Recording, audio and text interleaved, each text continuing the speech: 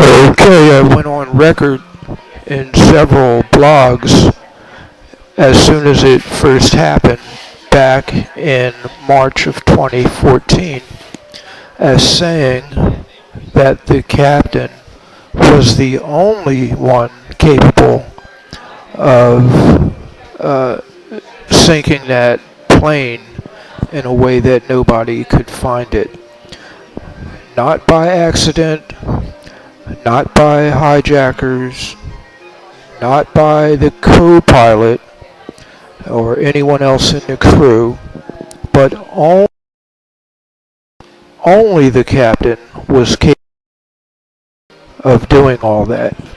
And now it comes out that the FBI was able to retrieve the deleted record from the flight simulator showing that he practiced doing exactly that, evading all those radars, shutting off all those communication systems, and getting that plane to land, not crash, but land in the ocean so that there was no debris field and almost impossible to trace, almost.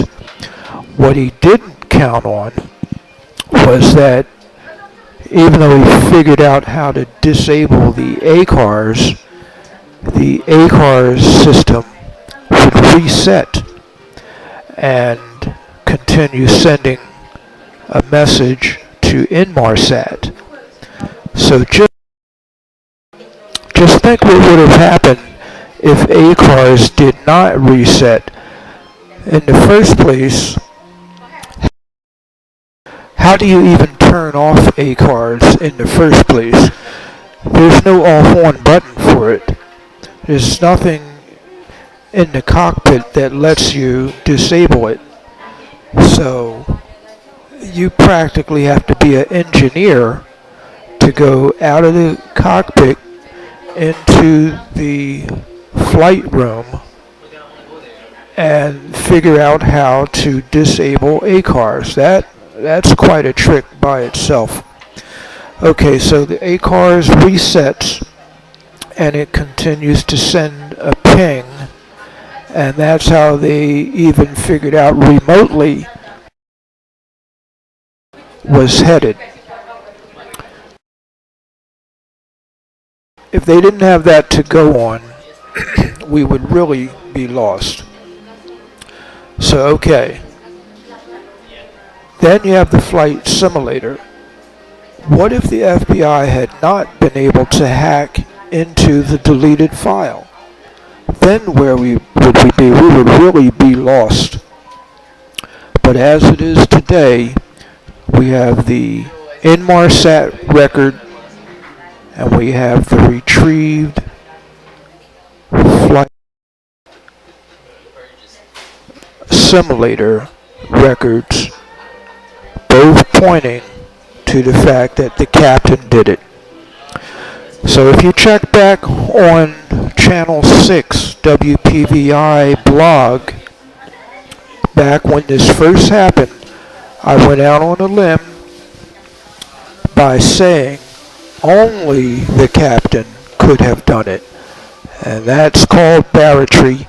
Anybody that knows me remembers that I was ranting and raving about the British Navy.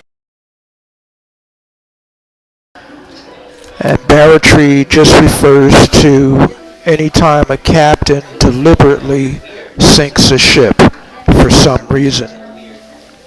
And I was saying that that was the only possibility that made sense.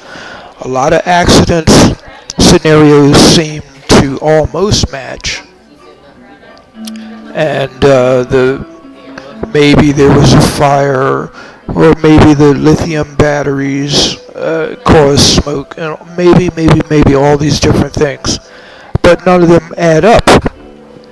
Only one that could possibly, and that is captain did it. So check back for the next update maybe somehow this can all fit together to help narrow down the new search area, because now that we know the plane was control when it was landed, that means that the search area was in the right direction. It was off. And the ocean, it's a pretty big ocean out there. So we need to refigure the search area and possibly a new method or an updated method of searching, and maybe the wreckage could be found. But even if you never find the wreckage, we know now what happened. I mean, how much evidence do you need? You have the recovered simulator files, and you have the sequence of events. How much more proof do you need? So check back. As soon as we learn anything more, I will be posting an update. I'll see you then.